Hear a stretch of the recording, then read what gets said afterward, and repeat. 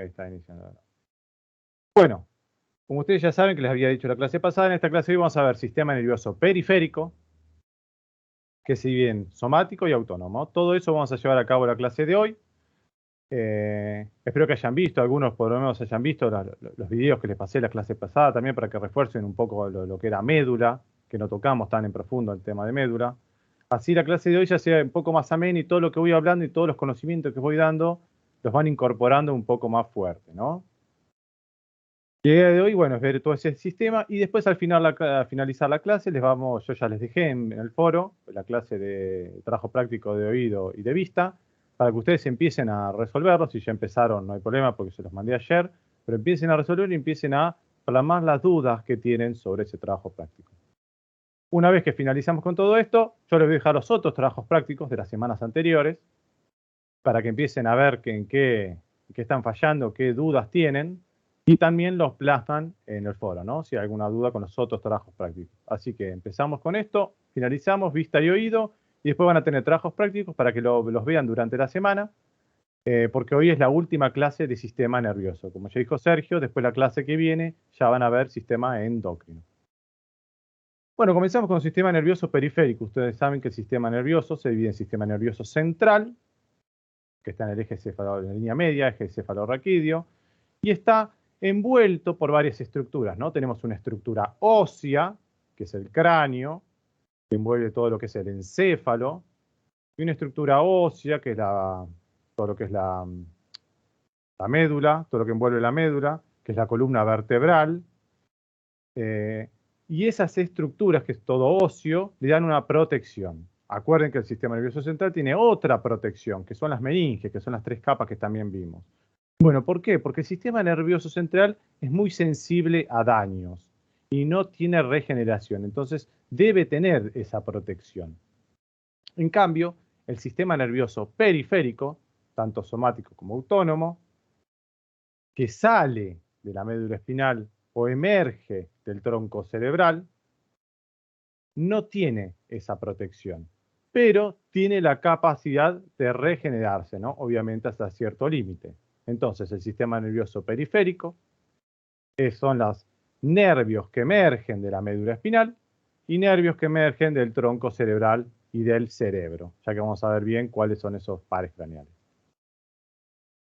Los nervios que emergen de la médula espinal, como están viendo en esta imagen de acá, son 31, ¿no? Son 31 pares. Tenemos 8 cervicales, 12 torácicos, 5 lumbares, 5 sacros y 1 coxígeos. Toda esta suma da 31.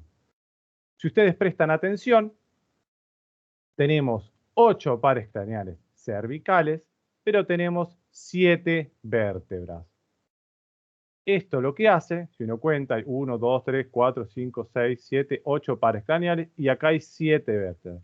Esto genera que a nivel cervical, en la cervical número 7, el nervio pase por debajo de la vértebra que le corresponde. Entonces, ¿qué quiere decir? Que todos los pares, todos los nervios que emergen de la médula, después que pasan por la región cervical, van a emerger por debajo de la vértebra correspondiente.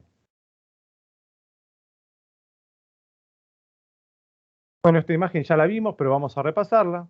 Acá les puse el sistema nervioso, cómo se divide en sistema nervioso periférico y sistema nervioso central.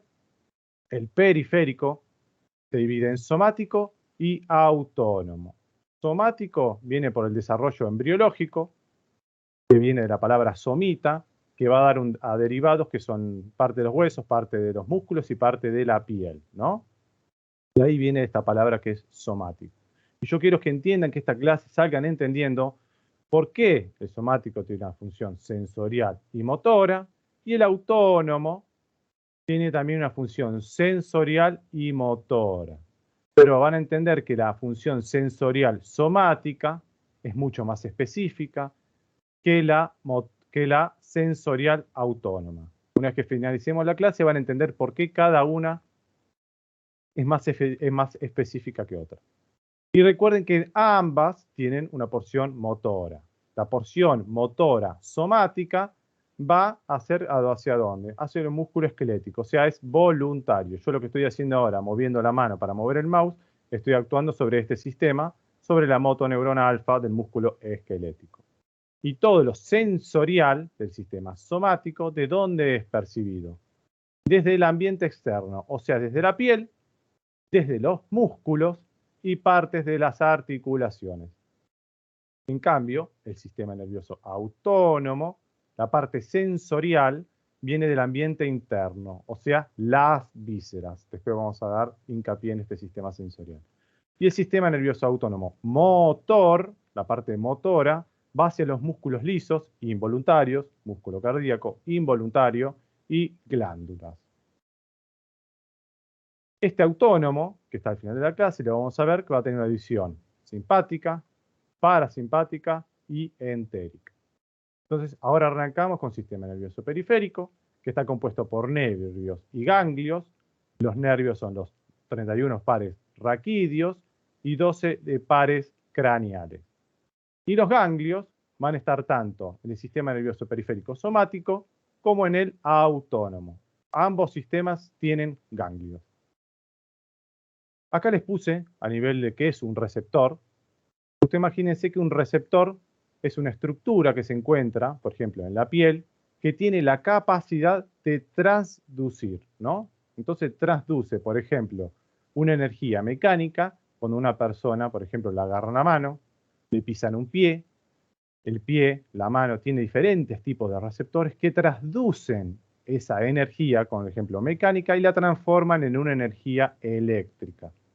Esa energía eléctrica va a viajar por toda la neurona, como ustedes ya saben, como potenciales de acción, se dirigen al ganglio y de ahí el ganglio va hacia la médula espinal y asciende. Este receptor puede ir a un ganglio tanto, como puse acá, de la médula espinal, que es el ganglio dorsal de la médula espinal, que vamos a ver más adelante, o ganglios, como le dije yo, del sistema nervioso autónomo, que se dividen en simpáticos y parasimpáticos. Bueno, esta es la estructura clave del sistema nervioso periférico. Nervios raquídeos, ¿no? Ya dije que son 31 pares, ¿no? ¿Y cómo están formados estos nervios raquídeos? Están formados por dos tipos de raíces, como están viendo acá. Una raíz posterior. ¿Cómo se dan cuenta que es una raíz posterior? Porque acá está el ganglio dorsal de la raíz. El ganglio dorsal es sensitivo, todo lo sensitivo ingresa en la cara posterior de la médula. Entonces acá estamos hablando de una raíz posterior y una raíz anterior. Todo lo que es la raíz anterior es motora. Entonces yo les puse acá una raíz posterior, que es sensitiva, aferente, o sea, la información ingresa a la médula, y una raíz anterior, como están viendo acá, que es motora, emerge la información de la médula. El conjunto, o sea, la unión de tanto la raíz anterior, la raíz posterior con la raíz anterior, forman al nervio raquídeo, que es mixto. ¿Qué queremos decir con mixto? Que lleva una porción sensitiva, que se dirige hacia la parte posterior de la médula, y una raíz, una porción motora, que se dirige hacia la periferia, en este caso hacia el músculo esquelético que está contrayendo. Acá les puse el nervio raquídeo, es de función mixta, tanto sensitiva como motora. A ver si me había saltado esta imagen. Bueno, en esta imagen que me salté, voy a poner más grande, perdón, ahí está. ¿Ven? Ahí ven mejor. Sistema nervioso periférico, les puse, está compuesto por ganglios, sistema nervioso periférico, está dividido en somático y autónomo. Como dije, el somático, 31 pares de nervios raquídeos, y el somático también tiene 12 pares de nervios craneales. Y el autónomo se divide en simpático, parasimpático y entérico. Ambos sistemas tienen ganglios, ¿no? Acuérdense que en ganglios era un acúmulo de neuronas, de cuerpos neuronales, fuera del sistema nervioso central. Dentro del sistema nervioso central se lo conocían como núcleos. Acá les puse esta imagen en grande, otra vez para que recuerden cuántos pares craneales eran, que eran 31, 8, 12, 5, 5 y 1. Acá todo lo que dije también es lo mismo, cómo se dirige la porción ventral, cómo se dirige la porción dorsal. Vamos a esta imagen que quiero que sepan. Pasemos a esta imagen de arriba a la izquierda. Acá están viendo dos vértebras, que entre cada vértebra generan un agujero, que se lo conoce como agujero intervertebral, agujero de conjunción o metamérico, que está acá, y por este agujero emerge, ¿qué emerge? El nervio raquídeo, con su porción posterior. ¿Por qué es posterior esta parte? Primero porque estamos viendo acá el cuerpo de la vértebra y el arco, que después van a ver más adelante cómo es la estructura de una vértebra, con sus partes, cuerpo y arco, y entre una vértebra y otra generan este agujero. Entonces están viendo acá el ganglio de la raíz dorsal, que emergen de la cara posterior de la médula, y la raíz anterior. Esta es sensitiva y esta es motora. Juntos se unen acá, en el nervio raquídeo. El límite del agujero de conjunción, que es este que está acá, que estarían viendo acá, con el mouse, acá. Acá está justo donde estoy haciendo la línea del mouse, pasaría justo el agujero de conjunción. ¿Qué significa? Que de acá hacia adentro está envuelto en meninges. Desde acá hacia afuera, hacia lateral, hacia exterior, no está protegido por meninges. Bueno, acá están viendo más de lo mismo. ¿Qué están viendo acá? Raicillas, en esta imagen que les estoy marcando, raicillas nerviosas. ¿De dónde? De la cara posterior o dorsal. El conjunto de estas raicillas nerviosas, que están viendo acá, forman a la raíz nerviosa. ¿Qué raíz nerviosa? La posterior o sensitiva. Las raicillas nerviosas anteriores, que se les estoy marcando acá, ¿qué van a formar? La raíz anterior o motora. El conjunto de estas dos van a dar al nervio raquídeo. Pasemos a esta imagen de acá que les estoy señalando. Ustedes saben que a través de la porción dorsal ingresa información sensitiva, ¿no? Acá se encuentra los núcleos, la sustancia gris de la médula, que se le conoce como asta gris posterior. En el asta gris posterior ingresa la información sensitiva. Acá están viendo el asta gris anterior. Acá se encuentran las alfa motoneuronas, también hay unas gamma, pero bueno, las más importantes son las alfa motoneuronas, que emergen de la médula llevando información motora. Todo lo que ingresa de la cara posterior es sensitivo, todo lo que emerge de la cara anterior es motor. Y acá les marqué el asta gris lateral.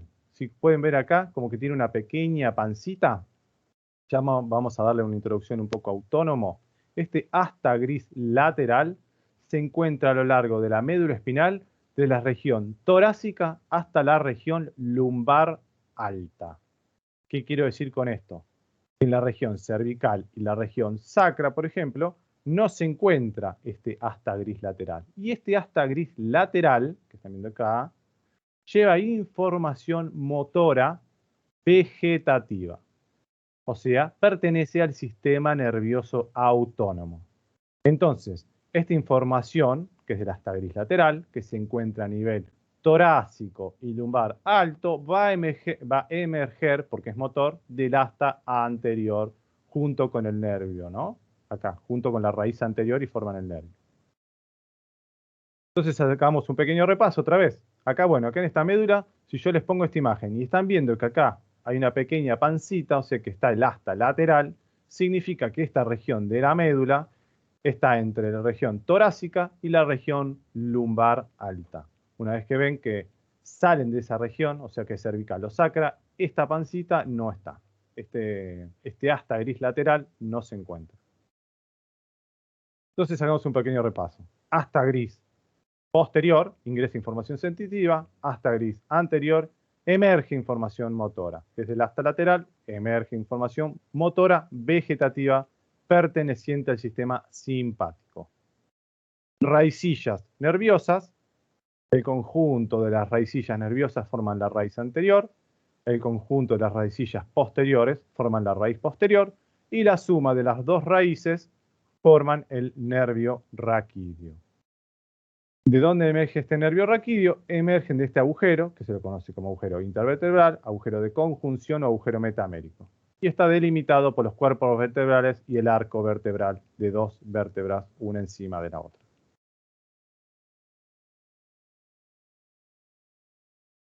Bueno, acá están viendo, les puse esta imagen para vean, por ejemplo, esto que están viendo acá, corpúsculo lameloso, corpúsculo de Pacini, que están viendo acá, es un transductor biológico, por ejemplo, ¿no? ¿Qué está haciendo esto? Por ejemplo, que es del tacto. Una persona me agarra la mano, por ejemplo, cuando nos estamos saludando, Este receptor transduce esa energía mecánica de agarrar la mano y lo transduce en un impulso eléctrico. Ese impulso eléctrico viaja porque es sensitivo, viaja por el nervio raquídeo. Ustedes están viendo acá el ganglio de la raíz dorsal, es información continua. ¿Y dónde ingresa? Ingresa al asta posterior. Este es un receptor del tacto, no va a generar un reflejo. Pero, por ejemplo, las terminaciones libres, que son terminaciones del dolor, esta información va a ingresar igual. Pero si recuerdan, si es una terminación libre del dolor, va a generar un arco reflejo. Entonces va a ingresar la información por el asta posterior y va a generar un reflejo por el asta anterior, la respuesta motora. En cambio, el corpúsculo lameloso, corpúsculo de Pacini, que genera información sensorial táctil, ingresa al asta posterior y puede ascender por la médula espinal. ¿Y hacia dónde se dirigía? ¿En qué lóbulo se encontraba la información sensitiva? En el lóbulo parietal o en la circunvolución postcentral. En ese lóbulo, en ese giro, ingresaba toda esta información sensitiva y uno era consciente de esa sensación, ¿no? Bueno, en esta imagen que está viendo de este lado, como yo les dije, acá están viendo un ganglio de la raíz dorsal y acá están viendo un ganglio, como yo les había dicho, del sistema nervioso autónomo. Este más un ganglio del sistema nervioso simpático. Este sería el tronco simpático, que lo vamos a ver más adelante, pero ya se los estoy introduciendo, que hay más de un ganglio, ¿no? Como están viendo acá. Bueno, acuérdense que el nervio en el sistema nervioso periférico no está protegido por meninges, ¿no? Entonces tiene que estar recubierto por algo, y eso que lo recubre es un tejido conectivo, ¿no? Ese tejido conectivo que recubre al nervio se lo conoce como epineuro, que están viendo acá. Entonces, ¿qué es el epineuro? Es el tejido conectivo que está protegiendo, está envolviendo a todo el nervio. Ese tejido conectivo, aparte de envolver a todo el nervio, va a envolver a un fascículo determinado. Cuando envuelve a un fascículo determinado, se lo conoce como perineuro. Y cuando ese tejido conectivo envuelve a un axón determinado, como están viendo acá, se lo conoce como endoneuro. Entonces, desde el interior hacia el exterior, tenemos hacia el axón, endoneuro, tejido conectivo que envuelve un axón. A un fascículo, perineuro. Y tejido conectivo que envuelve a todo el nervio, se lo conoce como epineuro. Acuérdense que cuando hablamos de nervios, estamos hablando del sistema nervioso periférico. Cuando hablamos de tractos, haces, estamos hablando del sistema nervioso central.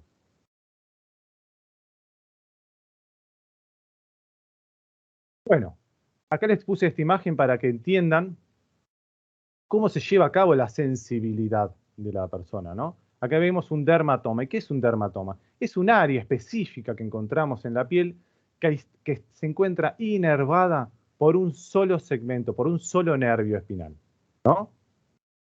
Entonces, como yo les había dicho, para que terminen de entender, por debajo, como he dicho, de la séptima vértebra cervical, se encontraba el nervio correspondiente, ¿no?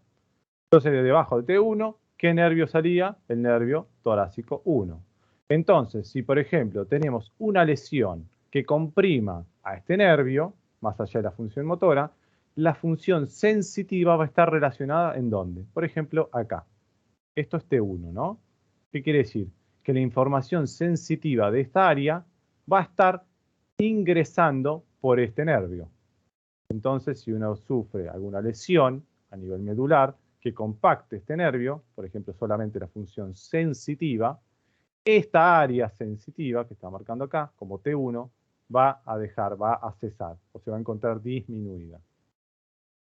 Así con todas las partes del cuerpo, ¿no?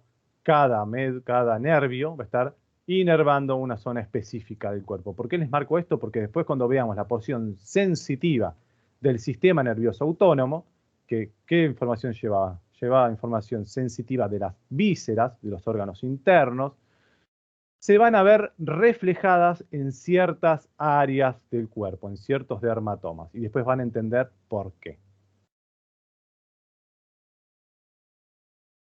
Bueno, no es tan fácil como pensamos. Esos nervios que emergen de la médula espinal salen del agujero de conjunción y se dirigen para las diferentes áreas del cuerpo.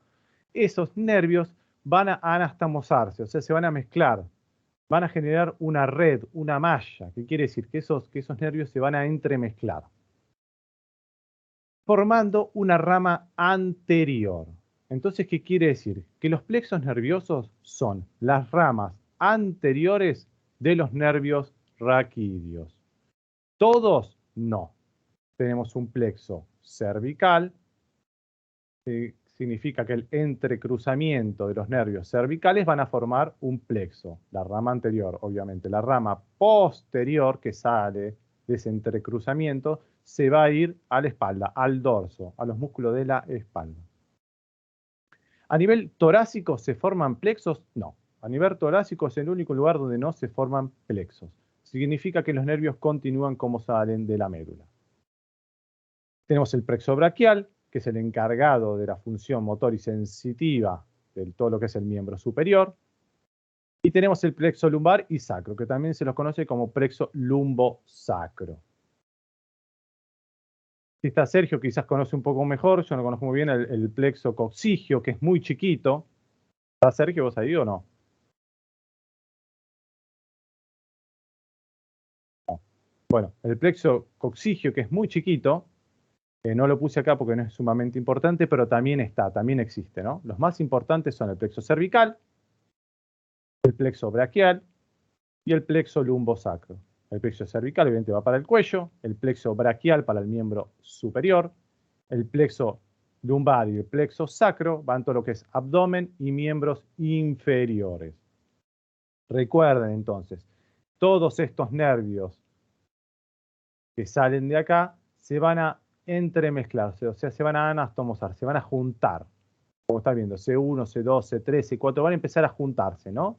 Y van a generar dos ramas. Una rama anterior, que van a formar los plexos, y una rama posterior, que no forman plexos, y se dirigen a la cara posterior del cuerpo, todo lo que es el dorso, la musculatura dorsal. Bueno, ya hablamos un poco de los 31 pares de nervios raquídeos. Vamos a empezar a hablar, como habíamos dicho, del sistema nervioso periférico a nivel del tronco y del encéfalo. De ahí emergen los 12 pares de nervios craneales, que de menor, que es de 1 a mayor, se encuentran de superior hacia inferior, o sea, hacia abajo, hacia céfalo caudal. El nervio de los 12 pares que tenemos, el que se encuentra más superior, más cerca de los hemisferios cerebrales, es el número 1, que se lo conoce como olfatorio, ¿no? Que es el que nos da la capacidad de olfacción con su bulbo y su tracto, ¿no? Es el único par craneal que ingresa directamente a los hemisferios cerebrales.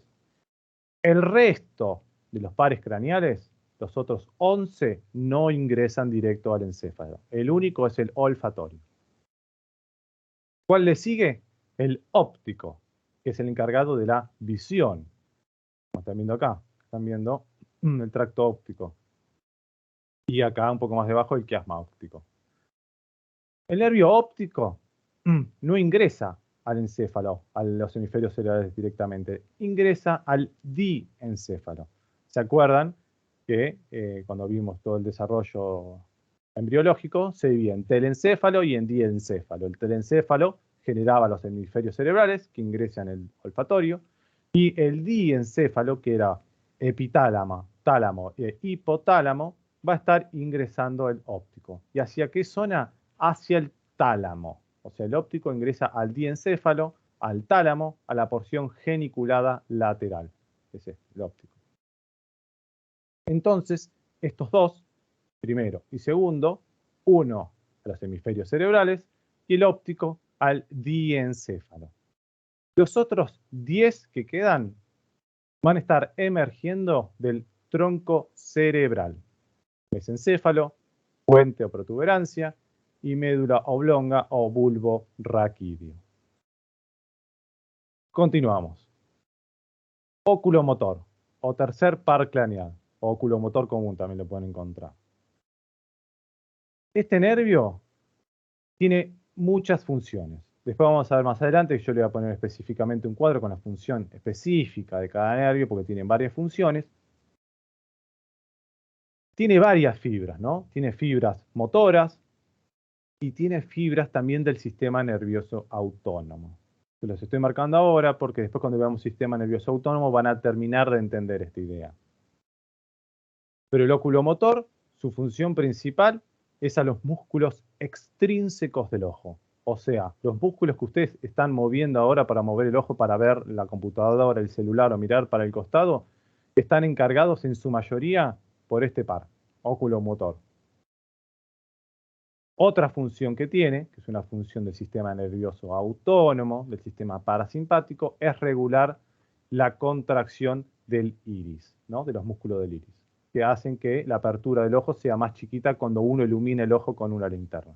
Pero no importa, eso lo vamos a ver más adelante cuando veamos específicamente la función de cada uno.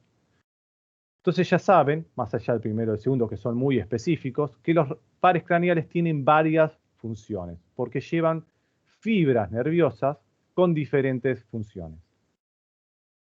Oculomotor común, músculos extrínsecos del ojo y músculos intrínsecos del ojo. Uno para mover el ojo y el otro para regular el iris y el cristalino. Patético o troclear, que es este que está acá, que es el cuarto par craneal. El oculomotor común, este emerge de la cara anterior del mesencéfalo, como están viendo acá. Emerge de la cara anterior del mesencéfalo. El patético o troquilear, que es el cuarto par craneal, es el único par que emerge de la cara posterior del mesencéfalo. ¿Qué quiere decir? Que acá no se ve su origen, pero sale de la cara posterior del mesencéfalo, hace un giro y se dirige hacia la cara anterior. El patético troquilear es el único que se sale de la cara posterior. También va hacia un músculo extrínseco del ojo, ¿no? El ojo tiene varios músculos, la mayoría están inervados por el oculomotor, pero no es el único. El patético troclear también inerva al músculo del ojo. Luego le continúa el quinto par craneal, que es este. ¿Y de dónde emerge el quinto par craneal? De la cara lateral de la protuberancia. Como están acá también la protuberancia, o puente. De la cara lateral va a emerger el quinto par craneal. El quinto par craneal se divide en tres ramas: oftálmica, maxilar y mandibular. ¿Y qué función tiene el trigémino? Tiene una función sensitiva y tiene una función motora.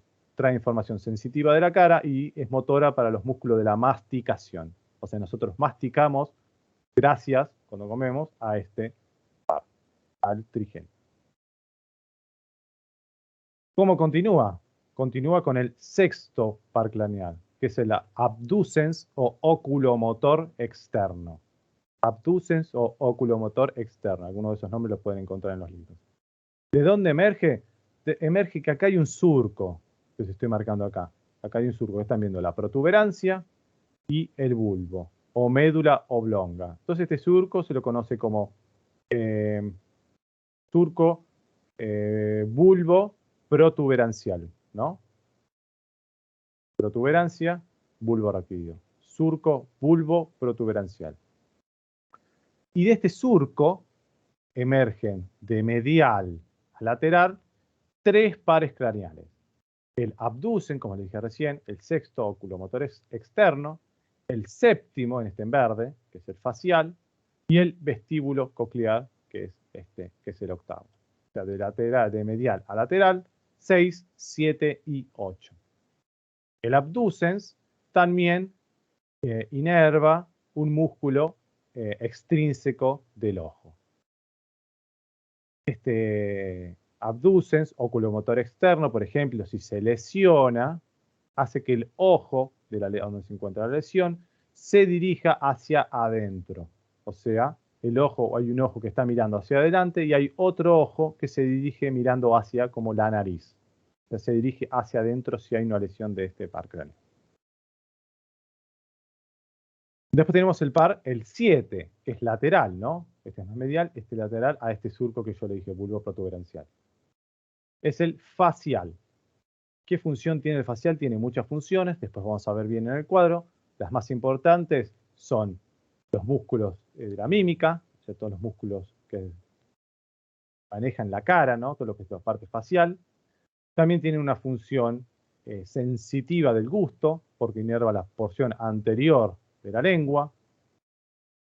Y tiene una porción sensitiva general, porque es el que inerva la sensibilidad de la oreja, todo lo que es el conducto auditivo externo. Entonces vas viendo que tiene varias funciones. Tiene una función sensitiva especial, sensitiva general y motora. Porque todos los músculos de la cara que hacen nuestras expresiones están inervados por este nervio. Por eso algunas veces se le conoce como parálisis facial. Cuando tenemos una parte del labio caído, se nos caen los párpados. Bueno, es por una lesión en este par craneal. ¿Cuál le continúa? El vestíbulo coclear, que es el octavo par craneal. ¿Y qué función tiene? Tiene función auditiva, o sea, todos los sonidos obtenidos del pabellón auricular que ingresan por todo el conducto auditivo, ingresan, se transforman en potenciales de acción, todo ese sonido ingresa hacia aquel lóbulo, el lóbulo temporal. ¿Se acuerdan que el lóbulo temporal es el lóbulo encargado de la audición? Y el vestíbulo coclear, la porción vestibular, que es la porción del equilibrio, también ingresa por este par craneal y se dirige a los núcleos específicos de esta área. Una función vestibular, por ejemplo, para darles un ejemplo, es cuando uno se está durmiendo, por ejemplo, en el tren. Uno está en el tren, está durmiendo y se le cae la cabeza para un costado. Acto reflejo, uno se despierta mientras está durmiendo en el tren y endereza la cabeza varias veces. Ahora no tanto, pues estamos en pandemia, pero antes cuando uno viajaba más, veía más gente durmiéndose en el tren y inclinaba la cabeza, se dormía y automáticamente se despertaba. Bueno, ese despertar y ese reflejo automático se viene gracias por este nervio, que es el nervio vestíbulo coclear, su porción vestibular, que va a hacer mantener el equilibrio de la cabeza. Entonces, si uno este nervio mantiene a la cabeza erecta, en una misma línea, una línea derecha. Si uno inclina la cabeza, cuando uno está dormido, por ejemplo, este nervio lo detecta y la cabeza vuelve a enderezarse a su lugar. Obviamente una lesión en este nervio va a provocar pérdida del equilibrio y pérdida de la audición. Bueno, ya saliendo del surco que vimos acá, pasamos a los últimos pares craneales, que son el 9, el 10, el 11 y el 12. Estos 9, 10, 11 y 12 van a emerger ¿de dónde? De la médula oblonga o bulbo raquídeo.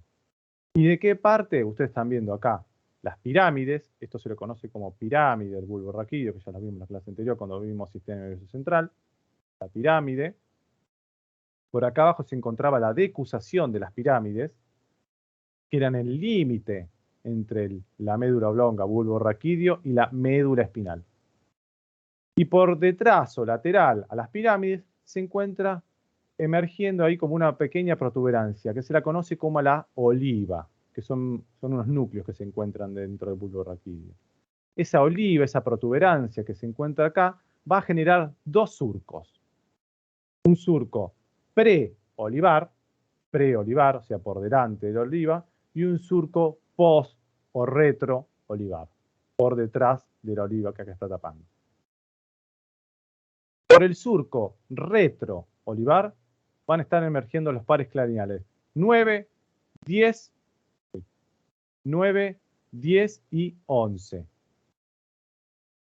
Y por el surco de la cara anterior de la oliva, pre-olivar, va a estar emergiendo un solo par craneal, que es el 12.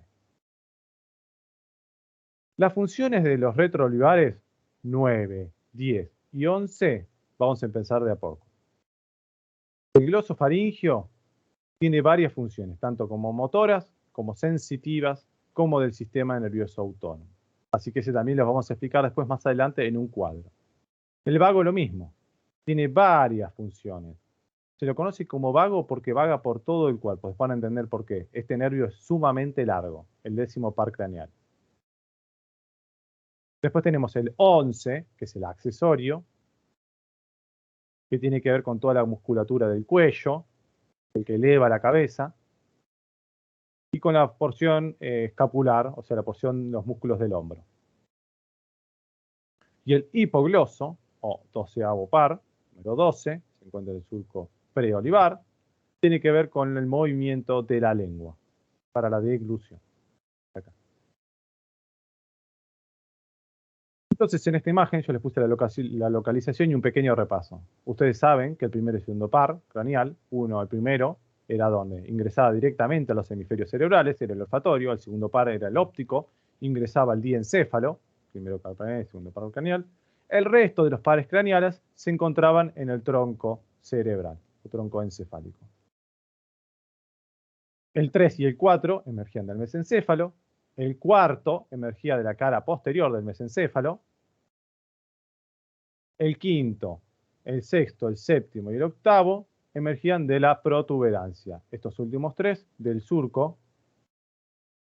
médulo-pontino, que era este surco que les había marcado acá, o bulbo protuberancial, eran el 6, el 7 y el 8. El quinto par craneal emergía de la cara lateral de la protuberancia. Acá. Y los últimos pares, 9, 10, 11 y 12, nacían del bulbo raquídeo. El 9, el 10 y el 11 salían retroolivares. Acá están viendo. ¿Ven que están viendo acá? Esta evaginación, esta pequeña protuberancia que se ve acá. Esta es la oliva. Entonces genera dos surcos, como están viendo acá. El surco preolivar, emerge el número 12, y el surco retroolivar, que acá no se ve porque está por detrás de la oliva, emergen los otros pares craneales, que eran el 9, el 10 y el 11. Acá están viendo las pirámides, acá están viendo la decusación de las pirámides, como están viendo cómo se están decusando las fibras, o sea, las fibras que vienen de un lado pasan hacia el otro, y acá se encontraría el límite entre la médula espinal y el bulbo raquídeo. Bueno, acá les puse un resumen, que es una imagen del libro del Tórtora, donde les pone la función de cada nervio, y les estoy haciendo hincapié, por ejemplo, para que ya tengan, para cuando veamos sistema nervioso autónomo, los núcleos. Hay ciertos nervios, como ya dije, que tienen varias funciones y llevan diferentes tipos de fibra. Yo les puse acá que el oculomotor común, o tercer par craneal, el facial, 7, 3, 7, 9 y 10, otra vez 3, 7, 9 y 10, tienen funciones autonómicas aparte, o sea, tienen núcleos del sistema nervioso autónomo, específicamente del sistema nervioso parasimpático. Todavía no les suena este nombre, pero cuando ya entremos al sistema nervioso autónomo, van a empezar a entender un poco más. Entonces, estos pares craneales, aparte de toda la información que lleva cada uno, tienen una función autonómica.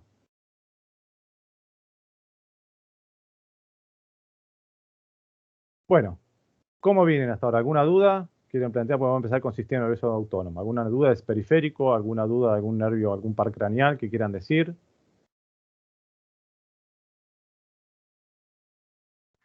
No, profe, el par craneal, primero el olfatorio, creo escuchar yo que dijo que ingresa directamente a los hemisferios cerebrales, pero no sería que sale de los hemisferios cerebrales, porque los otros salen, ¿no?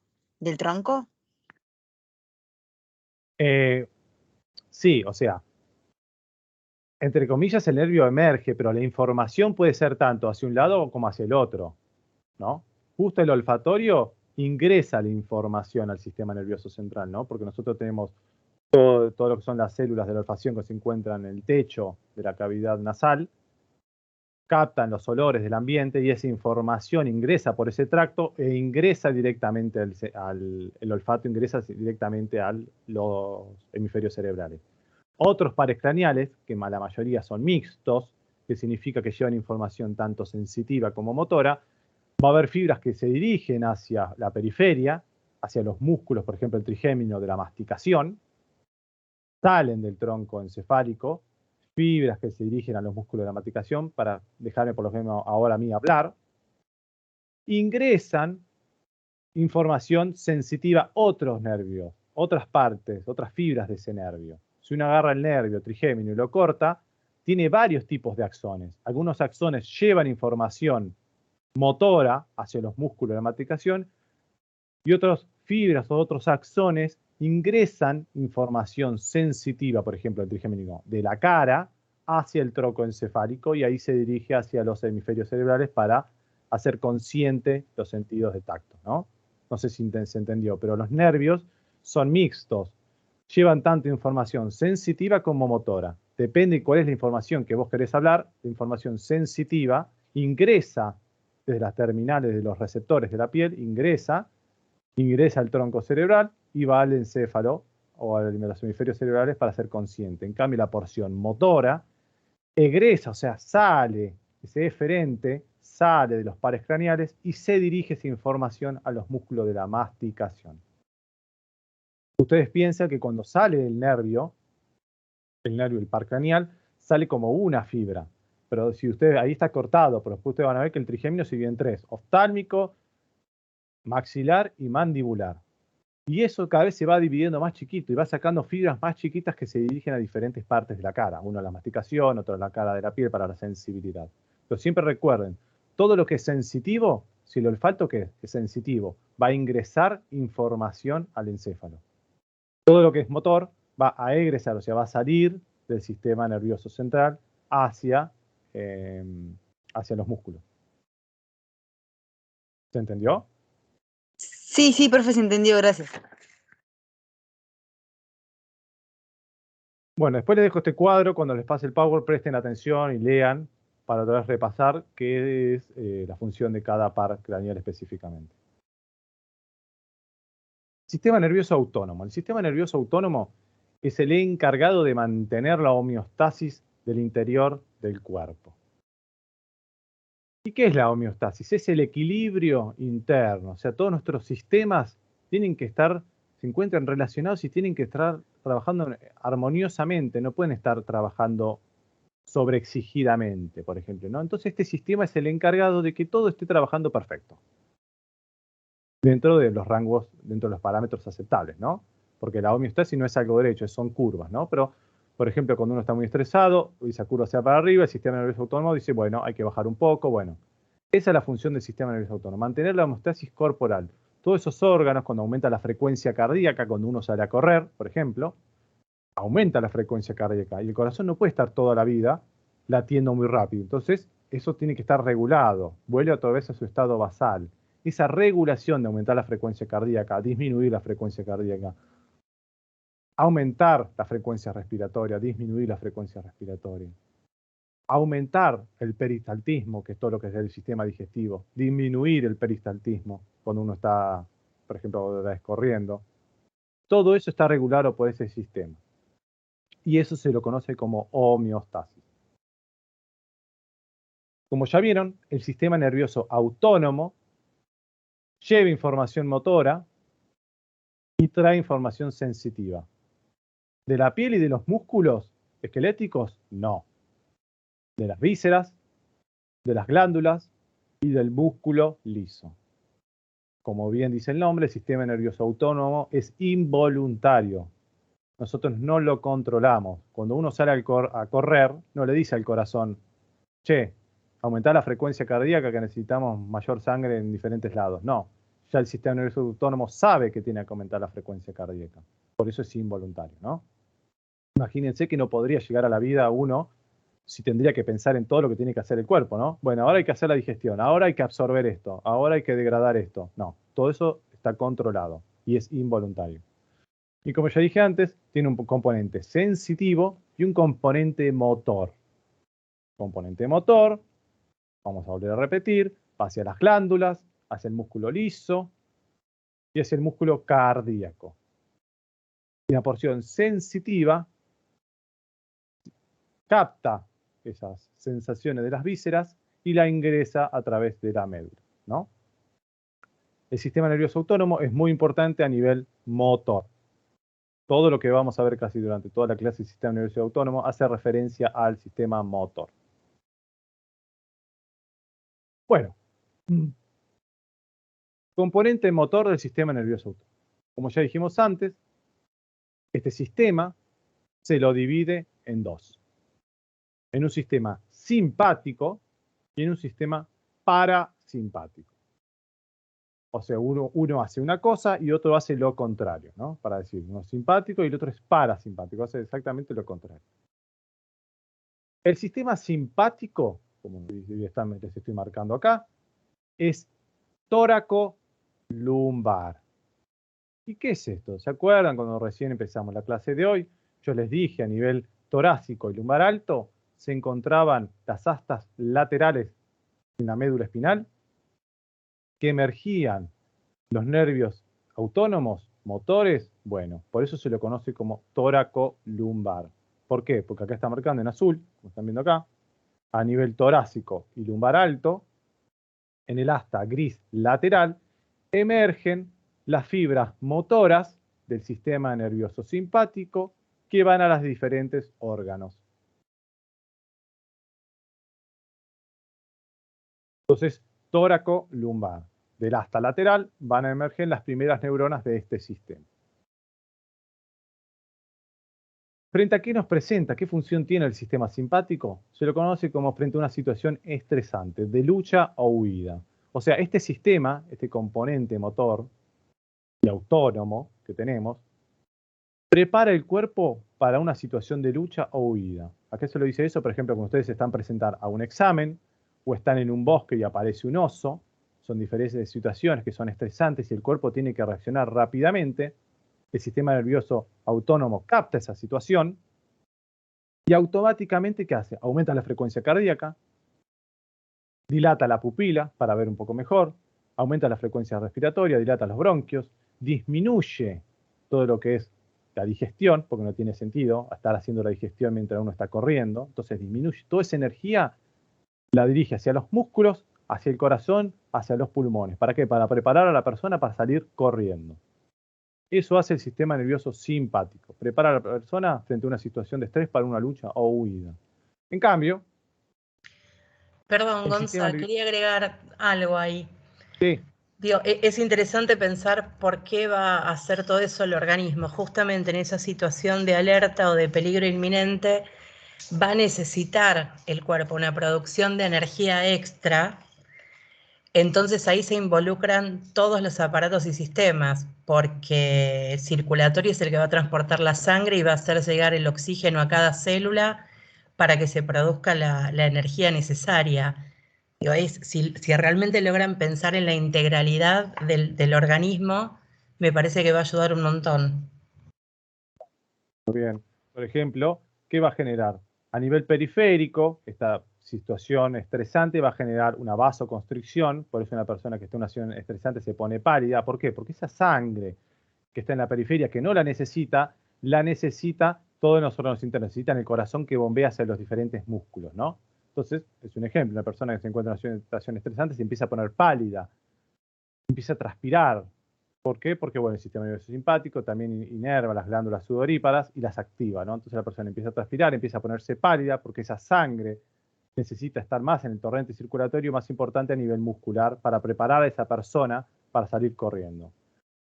Esa sangre también se saca de todo lo que es el tracto digestivo, por eso una persona cuando está en una situación otra vez estresante, no puede comer, no tiene apetito, se cierra el apetito, todo, se le genera un bolo en el estómago, no puede hacer bien la digestión, porque la sangre que estaba en toda esa zona se corta y se dirige a donde el cuerpo necesita, que en este caso es a los músculos para salir corriendo. Lo contrario, estamos hablando del sistema nervioso parasimpático. El sistema nervioso parasimpático prepara el cuerpo para una situación relajante. ¿Qué queremos decir esto con una situación relajante? Cuando uno se sienta a mirar la tele, pone un canal de animales y se pone a comer. Frente a esa situación está actuando el parasimpático.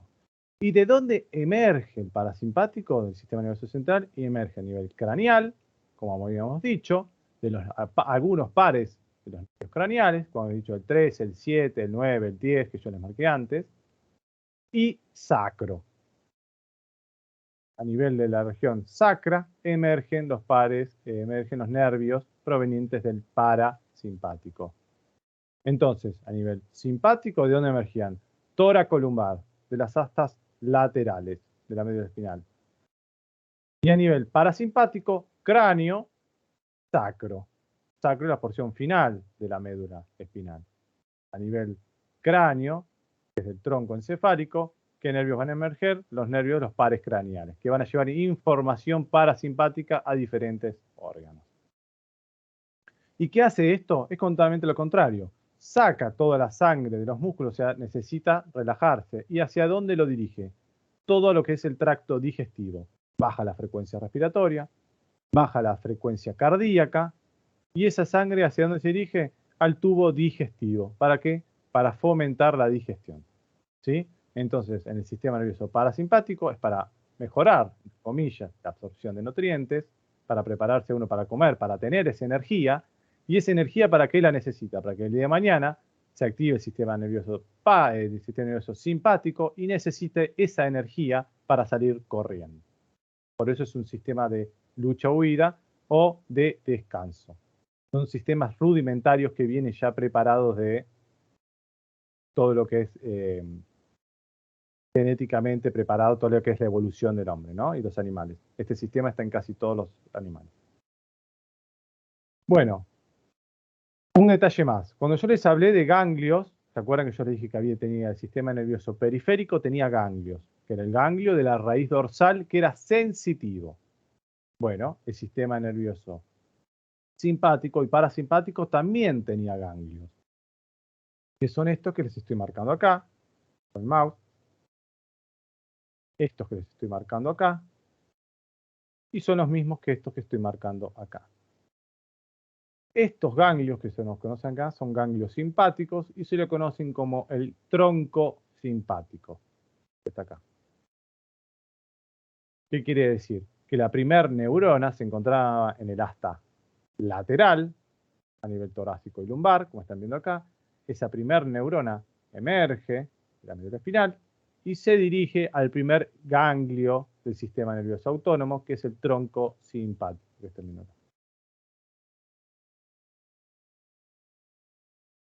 El sistema nervioso simpático tiene dos tipos de ganglios. Los paravertebrales, que se encuentran al costado de la médula espinal, y los prevertebrales, que se encuentran anteriores a la médula espinal, que son estos que están viendo acá. Perdón, estos que están viendo acá. Estos son los prevertebrales o preaórticos. Significa que se encuentran por delante de la aorta. Entonces, la información que sale del asta lateral puede ir tanto al ganglio del tronco paravertebral, como la información puede ir al ganglio prevertebral. Eso dependiendo a qué órgano se dirija la información, pero puede ir a cualquiera de estos dos ganglios. Estos ganglios, recuerden, no son los mismos que los ganglios de la raíz dorsal sensitiva. En cambio, los ganglios del sistema nervioso parasimpático se encuentran sobre la superficie de los órganos. Por eso acá no se los están viendo. Sobre la superficie de los órganos se encuentran los ganglios del sistema nervioso parasimpático. Bueno, acá les puse un esquema para que entiendan un poco más cómo se lleva la información. Un pequeño resumen vamos a hacer acá. Acá están viendo el sistema nervioso simpático, de lucha o huida, sistema nervioso parasimpático, una situación relajante. El sistema nervioso simpático, tóraco o lumbar, generaba la primer neurona del sistema nervioso central, ¿en dónde? En el asta lateral. Entonces esta neurona, piensen que este es el cuerpo de la neurona, se encuentra en el asta lateral del sistema nervioso central. Emerge la fibra nerviosa, que se la conoce como fibra preganglionar. ¿Por qué fibra preganglionar? Porque está previo al ganglio torácico, a la cadena simpática. ¿Se acuerdan que yo les dije? La cadena simpática. Bueno, esto que están viendo acá es un ganglio de la cadena simpática. Entonces esta fibra, que todavía no llegó al ganglio, se la conoce como fibra preganglionar. Este cuerpo, este ganglio, emerge otra fibra. Y esa fibra se la conoce como fibra postganglionar. Significa que viene después del ganglio. Y esa fibra se dirige al órgano X para cumplir su función. Acuérdense que el sistema nervioso simpático emergía de la región torácica y lumbar.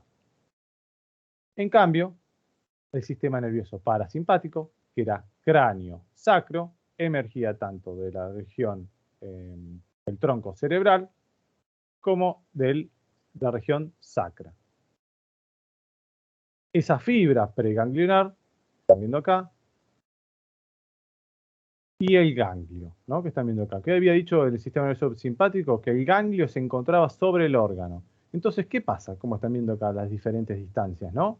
Ustedes se dan cuenta que en el sistema nervioso simpático, la distancia que hay entre, por ejemplo, la fibra preganglionar al ganglio, que era el tronco simpático, y emergía la fibra postganglionar que iba al órgano X a generar su función, era más o menos parecida, ¿no?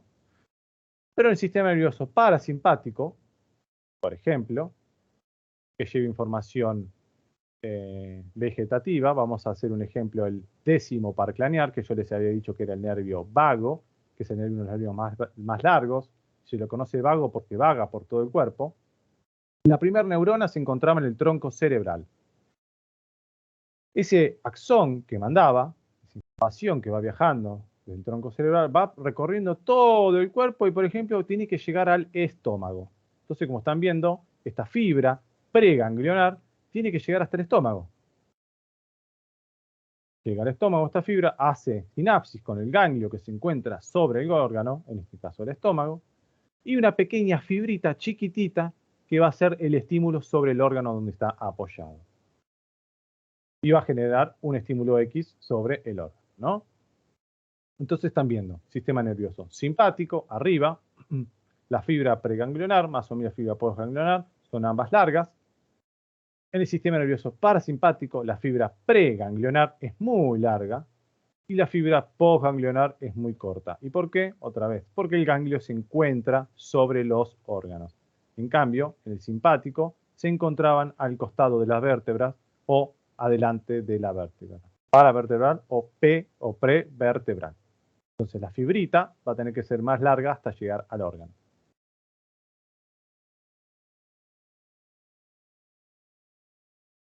Bueno, acá otro resumen de más o menos lo mismo. Sistema nervioso simpático, toracolumbar, parasimpático, cráneo sacro. Ambas fibras salen del sistema nervioso central, el simpático toracolumbar, el parasimpático cráneo sacro.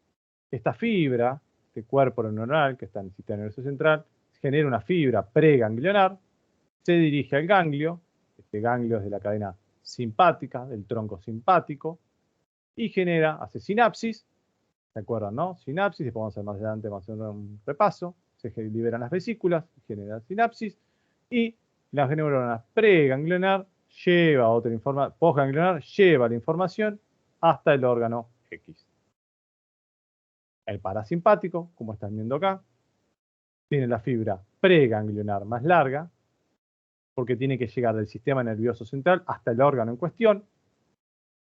Hace sinapsis en el ganglio, que se encontraba sobre el órgano, y una pequeña fibrita que llegaba al órgano.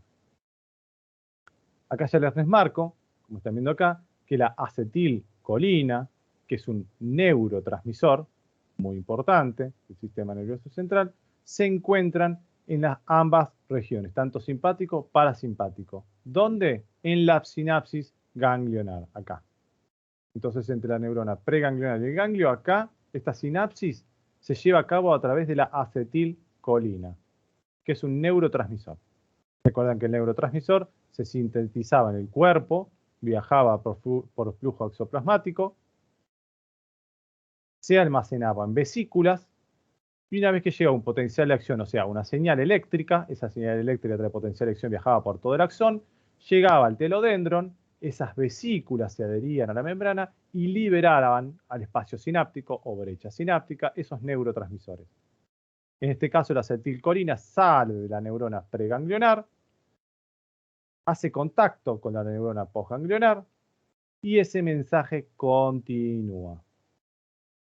Ese mensaje, ese potencial de acción continúa. ¿Y qué pasa al final?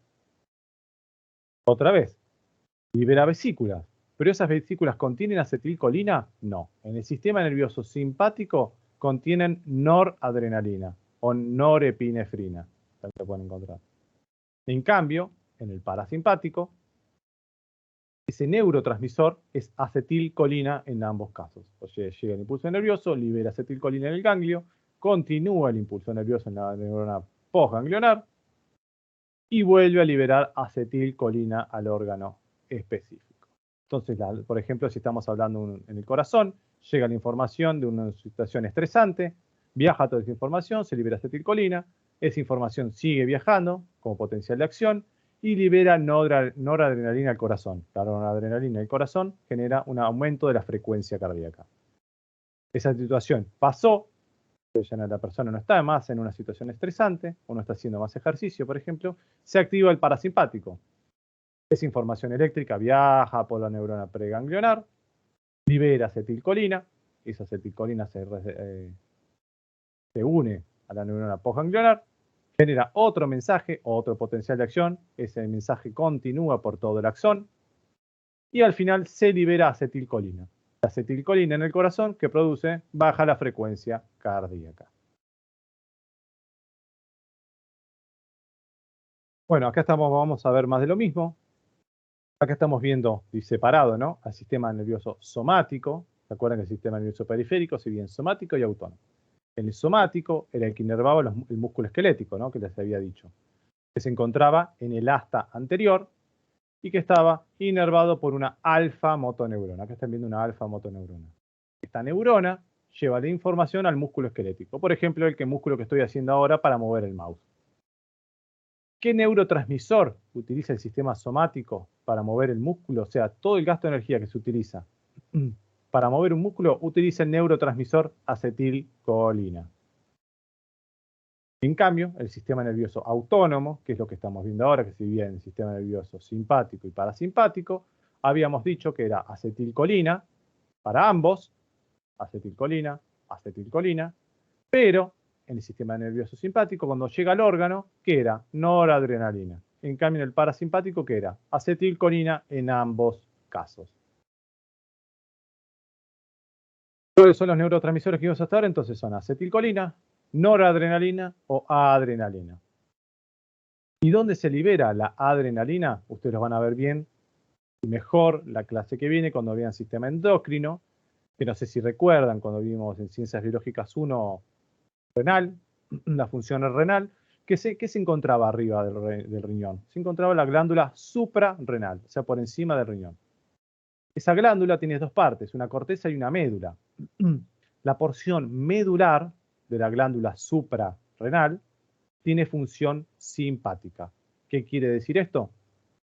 Que hay una neurona, que está en el sistema nervioso central, que se va a dirigir a la porción central de la glándula suprarrenal. Y esta glándula va a liberar tanto adrenalina como noradrenalina al sistema circulatorio. Entonces vamos a tener adrenalina por todo el cuerpo circulando y va a generar un mayor efecto de la función simpática. Un detalle más que quiero que sepan, que están viendo acá, estos que están viendo acá, estas pequeñas montañitas, son vainas de mielina, como están viendo acá. Entonces esta neurona está mielinizada. En el sistema nervioso y parasimpático, la neurona preganglionar, quiere decir la primera, antes del ganglio, neurona preganglionar, se encuentra mielinizada. La neurona postganglionar, que es esto que están viendo acá, no está mielinizada, no tiene vaina de mielina. Tanto en el simpático como por el parasimpático. Todas las preganglionares, como están viendo acá, están mielinizadas. Las postganglionares no están mielinizadas.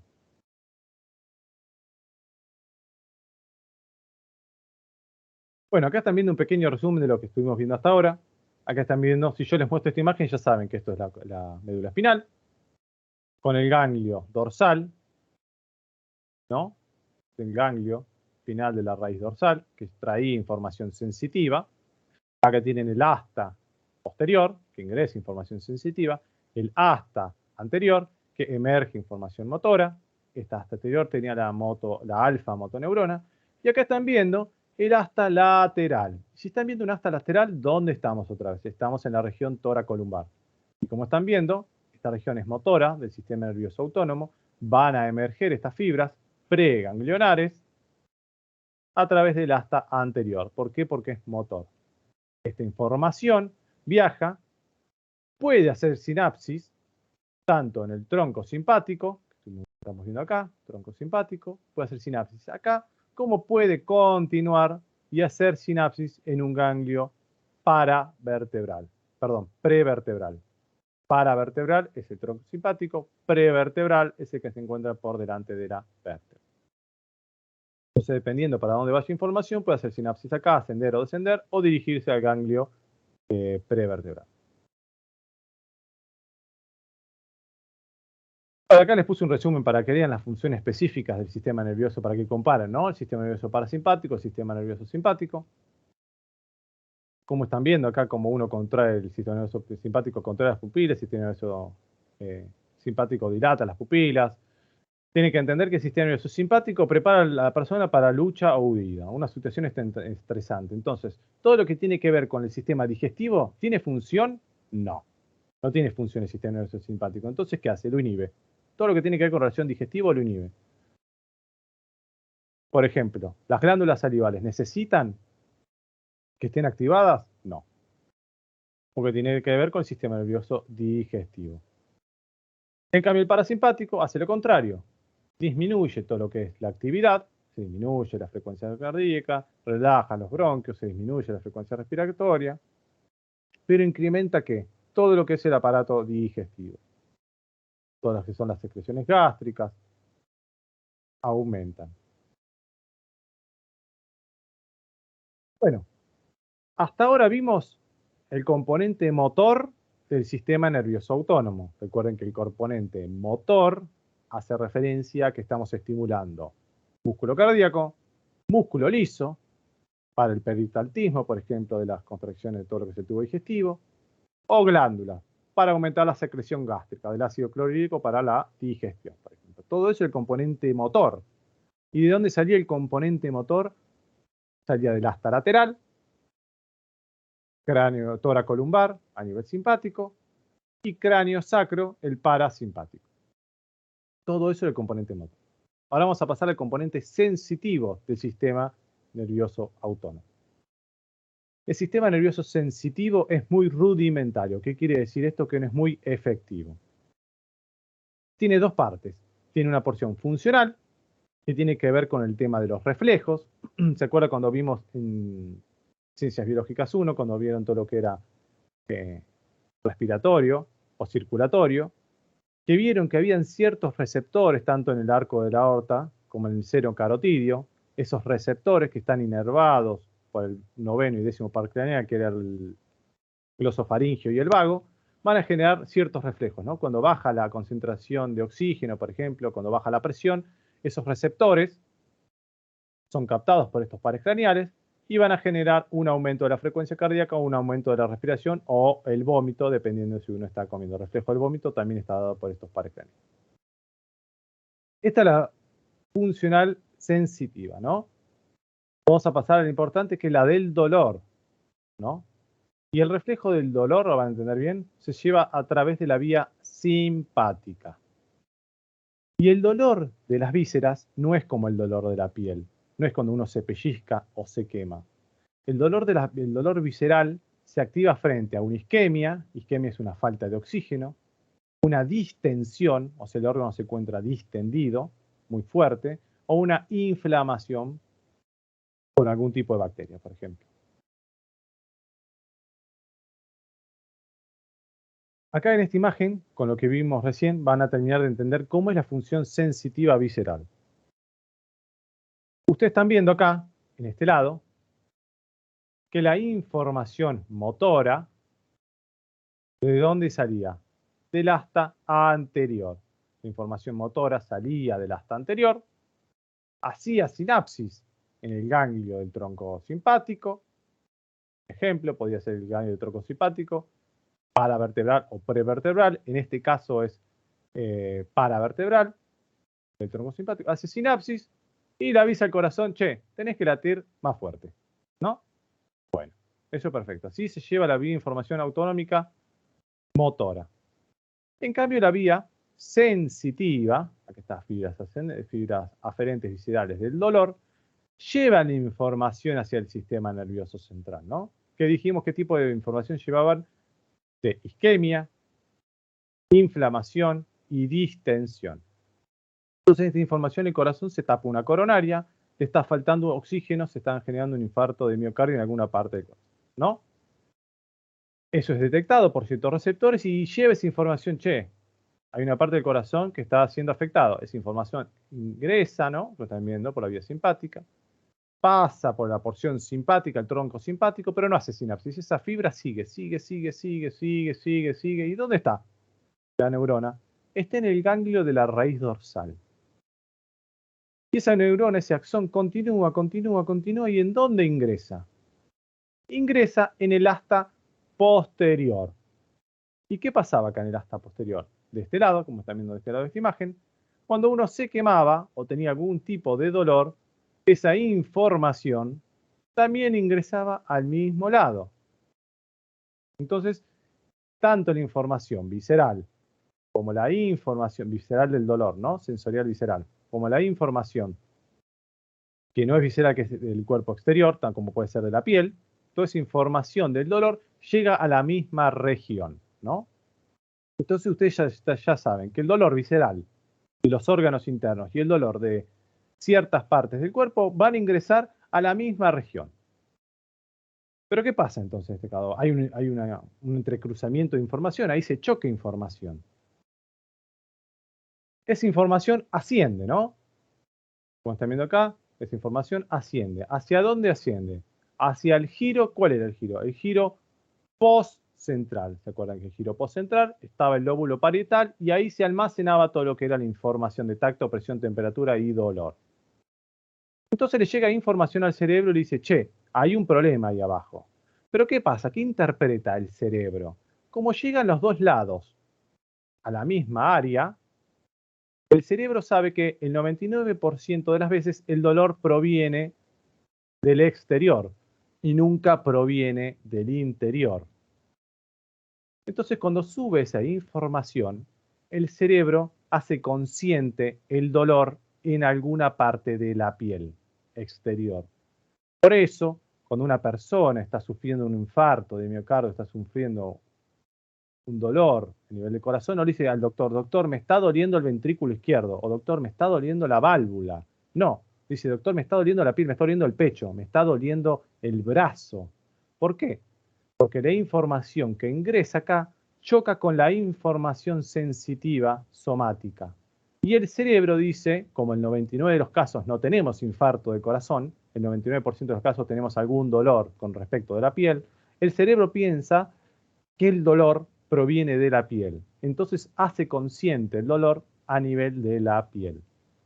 Por eso, quiero que queden claro que todo lo que es sensitivo, visceral, se lo conoce como dolor referido. Hay órganos, después si ustedes quieren buscar en Google, esto es un dato de extras, buscan en Google dolor referido y les ponen los diferentes órganos y en qué parte de la piel se manifiestan, ¿no? Por ejemplo, el apéndice, cuando uno tiene una apendicitis, se genera periumbilical, o sea, alrededor del ombligo se genera el pequeño dolor, ¿no? No se genera exactamente donde está el apéndice. Eso obviamente el médico con tacto o quien lo esté evaluando con el tacto se va a dar cuenta de dónde viene la lesión. Pero bueno, esa lesión, ese dolor que uno siente en la piel no proviene de la piel, sino proviene de un órgano interno. Bueno, estuvimos viendo el sistema nervioso simpático y el sistema nervioso parasimpático. El sistema nervioso entérico, vamos a hacer dos palabras, porque esto lo vieron en Ciencias Biológicas 1. Cuando vieron el sistema digestivo, ¿se acuerdan que el sistema digestivo tenía varias capas, ¿no? Todo lo que era la mucosa, submucosa, y se encontraban unos plexos, que se lo conocían como plexos mientéricos o plexos submucosos.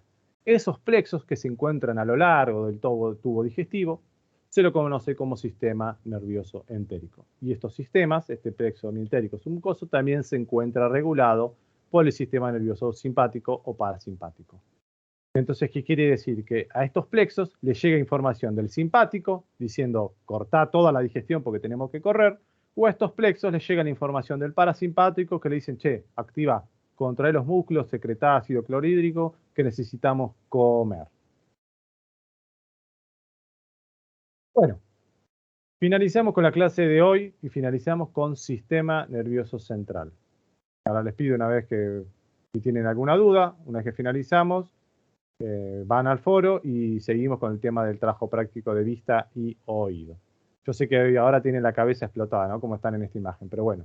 ¿Alguna duda que quieran preguntar? ¿Algo que les quedó durante la clase de hoy? Digan ahora.